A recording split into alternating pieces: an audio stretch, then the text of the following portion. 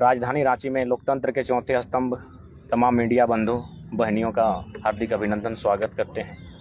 जैसा कि पिछले 1.5 साल से कंटिन्यू आंदोलन हो रहा है, इस आंदोलन के दरमियान तमाम मुद्दों को लेकर हम लोग आंदोलनरत हैं।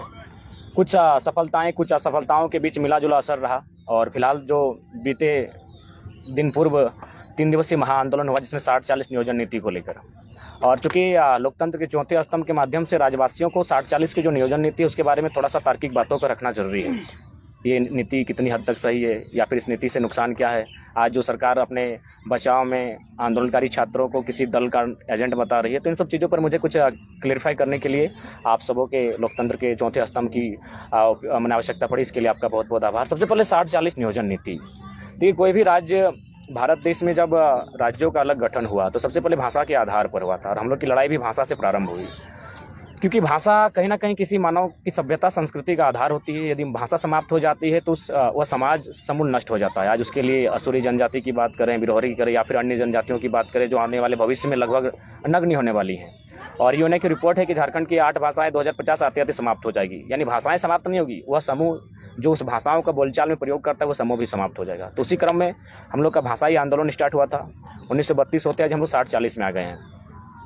भारत एक संवैधानिक देश है।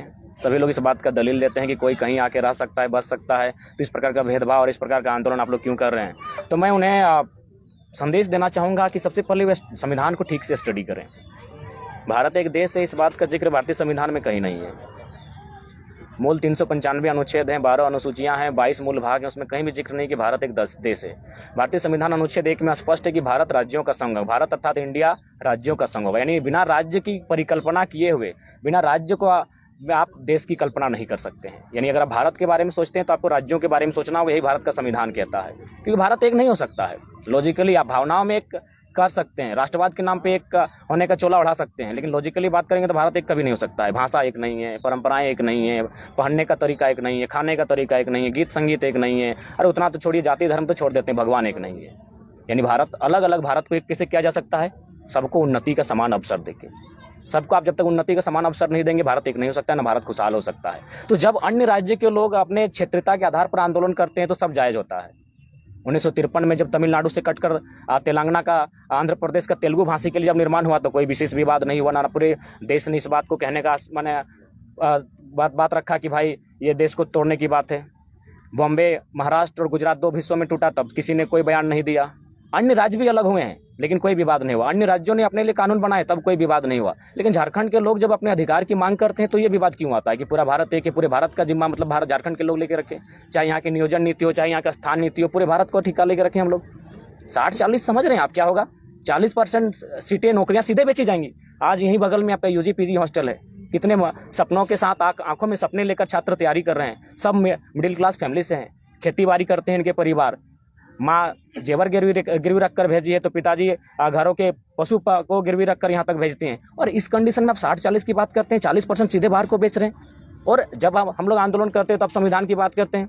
अभी हम लॉजिकली बात करना चाहेंगे कि उड़ीसा का इंजीनियरिंग कॉलेज का फॉर्म आया, उसमें साफ शब्दों में लिखा है कि जो भी गवर्नमेंट कॉलेज है वो अन्य राज्यों के स्टूडेंट का एडमिशन ले ही नहीं सकते हैं। उनका एडमिशन केवल और केवल प्राइवेट सेक्टर में हो सकता है। तो जब उड़ीसा भी इसी संवैधानिक देश में है, वो यदि अपने लिए नियम कानून प्रावधान कर सकता है कि केवल और केवल उड़ीसा के ही छात्रों का एडमिशन होगा, हम तो नौकरियों पर आए हैं, वहाँ तो एडमिशन तक नहीं हो सकता है। चूंकि हमारे पास कागज भी है, चाहे तो हम लोग दिखाना चाहेंगे। लेकिन ये सरकार के लोग तो बोल रहे हैं कि टेम्पोररी तौर पर आया है ना, अभी उसके बाद में हमें जब ऑलरेडी 3600 टीचर की बहाली में अनुमान है कि 1200 टीचर बाहर के बन चुके हैं। पब्लिक डेटा कहाँ से आया? डेटा तो न्यूज वालों ने दिया है, तमाम न्यूजों में दिखाया गया है कि भाई बाहर के अभ्यर्थी बहुत मैक्सिमम संख्या से, जिला सहित दिखाया गया है। बाहरी कौन, स्थानीय कौन, यही डिफाइन नहीं है अभी तो। बाहरी साफ शब्दों में एड्रेस लिख रहे हैं। वो पब्लिकली कह रहे हैं कि हम बनारस से आए हो, पब्लिकली कह रहे हैं हम राजस्थान से आए हो, पब्लिकली कह रहे हैं हम औरंगाबाद से हैं, फिर भी आप डिफाइन नहीं कर पा रहे बाहर के कौन है। ये तो बड़ा दुर्भाग्य का विषय है। इंजीनियर की बहाली में आप अन्य राज्यों को दे दिए, मेडिकल अफसर आप अन्य राज्यों को दे दिए, तो झारखंड के पास क्या बचेगा? अब तो चपरासी भी नहीं बचेगा, क्योंकि अब जो उत्पाद सिपाही है इसमें भी आप माने झारखंडित होने का प्रमाण नहीं मांग पा रहे हैं। तो ये एक दुर्भाग्य का विषय है। दूसरी बात थोड़ा संविधानिक की बात करेंगे, क्योंकि आज संविधान के नाम पर दिग्भ्रमित किया जाता है कि भारतीय संविधान में समानता का बात करता है, जो हमारा आर्टिकल 14 से लेकर 18 खासकर 14, 15, 16 मूल रूप से 16 की बात करते हैं, क्योंकि नियोजन की बात आर्टिकल 16 करता है। अगर आप भारतीय संविधान अनुच्छेद 16 को देखेंगे तो वहाँ लिखा है कि किसी भी नियोजन में राज्य किसी भी प्रकार का भेदभाव नहीं कर सकता है। कोई भी नियोजन होगी, नियुक्ति होगी तो भेदभाव नहीं कर सकता है। अनुच्छेद 16 दो में कहती है कि आप जाति, धर्म, उद्भव, जन्म स्थान, नस्ल, संप्रदाय, 7 पॉइंट है, उनके आधार पर आप भेदभाव नहीं कर सकते हैं। यानी 16(1), 16(2) के पढ़ने के बाद आपको लगेगा कि कोई भी एंट्री कर सकता है, लेकिन जैसे 16(3) पढ़ते हैं भारतीय संविधान अनुच्छेद 16(3), वहाँ साफ शब्दों में लिखा है कि संसद स्थानीयता के आधार पर, यदि उस राज्य के लोग पिछड़े हैं, स्थानीय हैं, तो उनके लिए विशेष नियोजन में प्रावधान बना सकती है, 16(3) कहती है। तो हम तो उसी की बात करते हैं। आप आर्टिकल 46 में चले जाइए। जयराम जी, आर्टिकल 46 में जो 16(3) का जिक्र कर रहे हैं, उसी के तहत आपको याद होगा कि जो 1932 आधारित स्थानीय नीति विधानसभा से प्रस्ताव पास किया गया, राज्यपाल के पास भेजा गया कि आप केंद्र को भेजिए, और उसमें जो 100% रिजर्वेशन की बात थी, जो आप लोग मांग भी करते हैं तृतीय और चतुर्थ वर्ग में, कि संसद के पास अधिकार है, संविधान का जिस आप आर्टिकल का जिक्र कर रहे हैं जी, वो संसद का ही मामला है। मौलिक अधिकार यानी संसद का विषय है। तो वो तो राजभवन से लौटा दिया गया है। अभी जो समन्वय समिति की बैठक हुई गुरु जी के अध्यक्षता में, उसमें भी बात हुआ कि फिर से उसी बिल को जो है हम लोग फिर से भेजें राज्यपाल। तो हम लोग भी लगातार वही कह रहे हैं कि आप फिर से भेजिए। हाँ। जो त्रुटियां हुई हैं उनको निराकरण करते फिर से भेजिए। आर्टिकल 6 बीजेपी से क्या सवाल आप लोगों के मन में है? क्योंकि देखिए, राज्यपाल ठीक है, संवैधानिक व्यवस्था है, लेकिन किस टाइप से व्यवस्था है सबको मालूम है। देखिए, उस पर हमारा ये जो चीजें लौट रही है और जो आप लोग मांग कर रहे हैं, तो रोड़ा जो बन रहा है लोग, उसका कैसे समाधान होगा? जी, जेएमएम के बाद हम लोग बीजेपी पर भी आएंगे, उसके लिए हमारी रणनीतियां बन रही है। इस जब आंदोलन के लिए आए तो कोई बक्से नहीं जाएंगे उसके। तो जयराम महतो ये मान रहे हैं ना कि आप लोग के मन मुताबिक जो नीतियां बननी चाहिए, तो वो तो विधानसभा से प्रस्ताव बना करके भेजा गया। जो अधिकार हेमंत सोरेन के पास तो अधिकार नहीं है कि संसद भवन से जाकर के उनके पास। नहीं, मैंने ये तर्क, अभी हेमंत सोरेन की बात नहीं, मैंने ये तर्क दिया, लोग इस बात का भ्रम फैलाते हैं स्थानीयता के नाम पर कि आप राज्य के लिए किसी को भी ओपन रख सकते हैं। तो वही हम तर्क दे रहे थे कि उड़ीसा ने जब साफ शब्दों में लिखा है, बंगाल ने साफ शब्दों में लिखा है, तो हमारे पास एक कॉलम बनने में क्या समस्या है? कोई भी बहालियां अभी जो लेटेस्ट आई हैं वो तो साफ साफ लिखा है कि भारत का नागरिक हो प्लस बिहार राज्य का मूल निवासी हो, भारत का नागरिक हो, बंगाल का मूल निवासी हो, तो हम लोग भी झारखंड का मूल निवासी हो, कॉलम की तो बात कर रहे हैं। दूसरा बात, नीति निर्देशक तत्व का जो आर्टिकल 46, उसमें भी लिखा है कि राज्य अपने राज्य के दुर्बल लोगों के लिए कानून बना सकता है। कहाँ? शैक्षणिक और आर्थिक स्थिति को प्रोत्साहन करने के लिए, दुर्बल लोगों के लिए। तो क्या हम लोग झारखंड के लोग सबल हो चुके हैं? ये अब राज्य का मसला है। नीति निर्देशक तत्व आर्टिकल 46 में लिखा है कि दुर्बल लोगों के प्रोत्साहन के लिए, आर्थिक और शैक्षणिक प्रोत्साहन के लिए आप नीति नियम बना सकते हैं। तो क्या हम लोग सबल हो चुके हैं? हम कितने सबल हुए? हम तो जमीनें बेचकर अपना गुजर बसर कर रहे हैं, तो हम तो सबल नहीं हुए हैं। लेकिन जो चीजें आप बोल रहे हैं वही चीजें तो सरकार में शामिल लोग भी कर रहे हैं, जो अभी जिसका जिक्र संजय भैया कर रहे थे। तो उन्होंने बोला कि फिर से भेजेंगे इसको राज्यपाल के पास, तो बिल्कुल भेजे। तो फिर आंदोलन किस बात को लेकर? आंदोलन इस बात का कि आंदोलन के कारण ही 1932 चर्चा में आया विधानसभा में। अगर क्या चाहते हैं आप लोग, वैकेंसी निकले या फिर नहीं निकले? देखिए, हम लोग चाहते हैं कि कम से कम आप जो आप कह रहे हैं कि टेम्प्रोरी है, तो टेम्प्रोरी भी किस प्रकार का होगा? टेम्प्रोरी भी है तो ठीक है, तो क्या इसका मतलब टेम्प्रोरी, इसका मतलब सारी बहालियों को बांट देंगे क्या? उसमें आप जो लोकेलिटी का मैंने बैरियर को डिलीट कर चुके हैं, लोकल भाषा के बारे में चर्चा नहीं होगी, लोक संस्कृति के बारे में चर्चा नहीं होगी, सीधे आप इंग्लिश को लोकल लैंग्वेज बना दीजिए। क्या ये आधार हो सकता है टेम्प्रोरी बहाली में?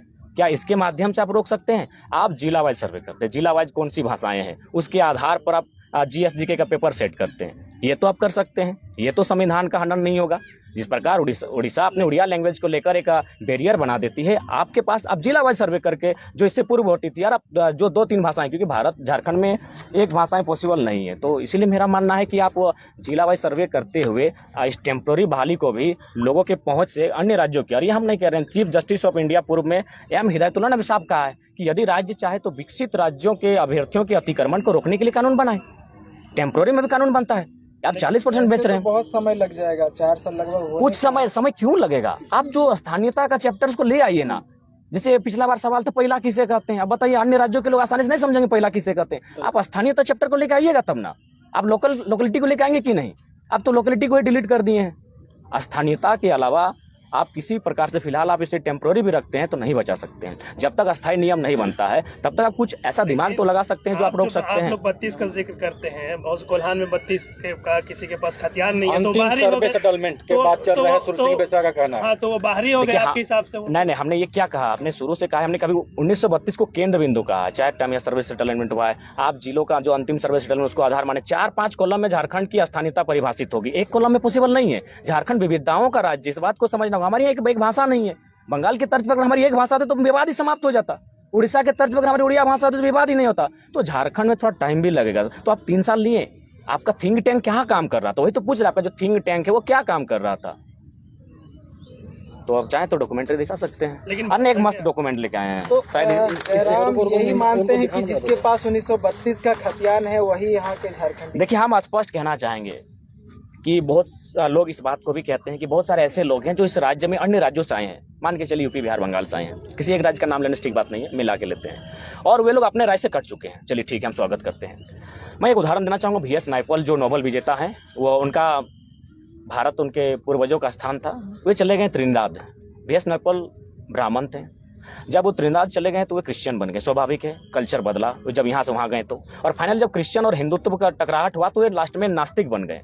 समझ के थोड़ा देखिएगा कि आज अगर देवी ईश्वर पर अगर चलते किसी की आस्था है भारत में तो ब्राह्मण परिवार की होती है, लेकिन ब्राह्मण परिवार के सदस्य वहाँ नास्तिक बन जाते हैं। मेरे इस उदाहरण का कहने का तात्पर्य है, जो लोग इस बात को बार बार रख रहे हैं कि हम लोग अपने गांव अपने समाज छोड़ कर आए, तो सिंपल है, झारखंड की भाषा संस्कृति को अपना लीजिए, जैसा देश वैसा भेष, सीख लीजिए, आधा विवाद समाप्त हो जाएगा। मतलब खतियान अनिवार्य नहीं। देखिए, मैन बिंदु खतियान रहेगा, अपवाद में एक्सपेक्टेशन जो उसको हट के यदि कोई ऐसे एक्सेप्ट मन है तो उसको आप आधार मान सकते हैं। उसके लिए आप मोटा मोटी, अभी देखिए ओबीसी का जब गणना हुआ था तो लगभग हमको लगता है 40 साल लगा था। 1952 में सर्वे स्टार्ट हुआ था, 1990 में आरक्षण दिया गया था, तो आज 23 साल झारखंड का हो चुका है। यदि किसी सरकार की नियत में इस प्रकार की सोच होती कि चलिए भाई कुछ लोग ऐसा हैं, तो सर्वे अभी तक करते तो अभी तक पता भी चल जाता कि कौन लोग ऐसे हैं जो इस भूमि में रहने के बाद अपने भूमि से नाता टूट चुका है। सर्वे में क्लियर हो जाता, एक टीम बनाते हैं। जब 40 साल लगा ओबीसी को गणना करने में, तो 20 साल में आप ये भी गणना कर लेते कि भाई कौन लोग ऐसे हैं, क्योंकि झारखंड बड़े दिल वालों का राज्य है। उसके बाद सरकार सोचती। हमने तो हमेशा ऐसी बातें कही हैं जिससे किसी का नुकसान ना हो, ना कि कोई अराजकता फैले। अरे भाई, दूसरे लोग तो तरह तरह की बातें करते हैं, हम लोग तो हमेशा अभी के लोग ना बाहरी सांसद, बाहरी विधायक, देखिए ये तो कहेंगे, अब चुने हुए प्रतिनिधि को बाहरी आप बता रहे हैं, आप ही के लोग। नहीं, हम लोग में टैलेंट नहीं है, इसका मतलब आप सांसद जो आपके धनबाद के सांसद, उसको बाहरी बताया जाता, उनको चुना किसने, जयराम जी? जी, हम लोगों ने ही चुना है, और उम्मीद करते हैं कि आगे आने वाले दिनों में इस प्रकार की पुनरावृत्ति ना दोहराई जाए। एक हमारे पास लेटर है, बड़ा सुंदर लेटर है, ये 1999 का है, थोड़ा खोज रहे, अगर मिल जाए तो शायद राज्य को भी और एक संदेश बढ़िया मिले, पता नहीं। 1999 का लेटर, हाँ मिल गया। ध्यान दीजिएगा, 1999 में हम बिहार में थे। ये 1999 का लेटर है, बिहार लोक सेवा आयोग पटना, और बिल्कुल सरकारी पत्रांक के साथ है। उस समय बोकारो का जो सेल है, वहाँ एक उड़ीसा के व्यक्ति काम करते थे, गुरुचरण कलुंडिया, रोल नंबर 811914। पिता श्री वीरेंद्रनाथ कलुंडिया, ग्राम रामबेड़ा, डाकघर पांडुपानी, भाया जेरई, जिला मयूरभंज, उड़ीसा। यानी उस समय हम बिहार का पार्ट थे। जब वो बिहार यानी उड़ीसा के थे, जब उन्होंने शिक्षक की परीक्षा को दिया तो बिहार राज्य में उत्तीर्ण हो गए। तो यहाँ आपका बिहार लोक सेवा आयोग पटना के माध्यम से विशेष कार्य पदाधिकारी के माध्यम से उनको लेटर जाता है कि उपर्युक्त विषय के संदर्भ में निर्देशानुसार सूचित करना है कि प्राथमिक शिक्षक प्रतियोगिता परीक्षा 1996 के आधार पर आपका परीक्षा फल प्रकाशित किया गया था, परंतु जांच के क्रम में पाया गया कि आप बिहार राज्य के बाहर के मूल निवासी हैं। बिहार राज्य सरकार के आरक्षण नियमावली के अनुसार केवल बिहार के मूल निवासी को आरक्षण का लाभ दे है, अतः बिहार राज्य के बाहर के मूल निवासी होने के कारण आयोग द्वारा प्रकाशित आपका परीक्षा फल रद्द किया गया है। तो जब उस समय हम बिहार में थे और ये क्लियर था कि बंगाल उड़ीसा के लोग बिहार में एंट्री नहीं करेंगे, तो जब हमको अलग झारखंड मिल गया तो उस समय वो नियमावली फॉलो क्यों नहीं हो रही है? सरकारी कागज है। तो इस तरह की, मतलब साफ शब्दों में कहा जाए, अब बहुत सारे लोग इस बात का भी दलील देते हैं कि न्यायालय है, ब्यूरोक्रेसी है, इतने आयोग हैं, इतने सरकारी तंत्र हैं, इसके रहते कैसे अन्याय हो सकता है। तो मैं लॉजिकली आज 1.5 साल के आंदोलन में थोड़ा सा मैं एक ऐसा शब्द का प्रयोग करना चाहता हूं जो शायद अभी सनीदा आपके साथी हमको कह रहे थे कि आप पढ़े लिखे होकर इन शब्दों का प्रयोग करते हैं, लेकिन मजबूरन आज फिर मैं कर रहा हूँ प्रेस कॉन्फ्रेंस में कि ये लोग खासकर हमें झारखंड के लोग को जानवर समझते हैं। उदाहरण दे रहा हूँ, 3-4 उदाहरण से क्लियर हो जाएगा कि वास्तव में, और राज्य को जानना चाहिए। सबसे पहला उदाहरण जादूगोड़ा, मैंने पहले भी रखा है। जादूगोड़ा में जो यूरेनियम का खनन होता है उसमें 47% महिलाओं को संभोग करने की इच्छा नहीं है। उस रेडिएशन से इतना असर हुआ है, समझ सकते संभोग या जनन यानी जिससे कि सृजन होता है, जिससे संसार सृष्टि आगे बढ़ती है, यानी 47% महिलाओं को संभोग की इच्छा नहीं होती उस रेडिएशन के कारण, फिर भी आप कोड़ रहे हैं, इसका मतलब हम जानवर ही हैं। मैं लॉजिकली बात करता हूँ। जादूगोड़ा की रिपोर्ट है, 100 में 47 महिलाएं, मैंने साफ शब्दों में सुन लीजिए, लॉजिकली बात करें, सेक्स करने की उनमें इच्छा नहीं है, जिससे संसार चलता है, जिससे हम और आप दुनिया में आए हैं, फिर भी आप जमीन कोड़ रहे हैं। फिर भी क्यों? क्योंकि हम लोग जानवर हैं। और एक उदाहरण देते हैं, यहीं बगल में आप गए भी थे, आप लोग सब बुढ़ाखाप में रिपोर्टिंग करके आए हैं, वहाँ क्या मामला है? महिलाएं पेड़ बचाने के लिए आलोका प्राइवेट स्टील लिमिटेड के खिलाफ आंदोलन कर रही है। आपको पता होगा नीरज महतो नाम का एक 8 साल का बच्चा जो कैंसर से जितना फेस है उतना उसका घाव हो चुका था, वो मर गया। वही आलोका स्टील कंपनी कुछ दूसरे राज्य में है, वहाँ 0 पोल्यूशन है। तो हम जानवर ही है ना, जो हमारे यहाँ पोल्यूशन है, हम कैंसर से आपके धुएं से मर जा रहे हैं और आपका कैपेसिटी नहीं कि आप दूसरे राज्य में 1% पोल्यूशन निकाल सके। यही कंपनी जब दूसरे राज्य में जाती है तो वहाँ 0 पोल्यूशन पे काम करती है, जब ये झारखंड आती है तो लोग उसके कैंसर से मर जाते हैं। तो इसलिए हमने कहा कि हम जानवर हैं।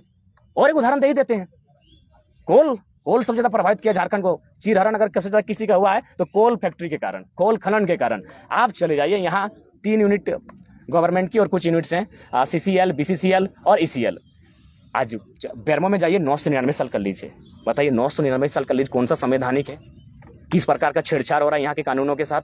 यही आप NCL है आपका सिंगरौली मध्य प्रदेश में, अगर आप वहां जाते हैं तो वहां क्या होता है कि सबसे पहले एक टीम गठन होता है, वो टीम जाके वहां सर्वे करती है, जिनका मकान तोड़ना हो सब चीज सर्वे होता है और उनको इस जमीन का आवंटन होता है, जमीन में घर बना के बाकायदा कंपनी देती है।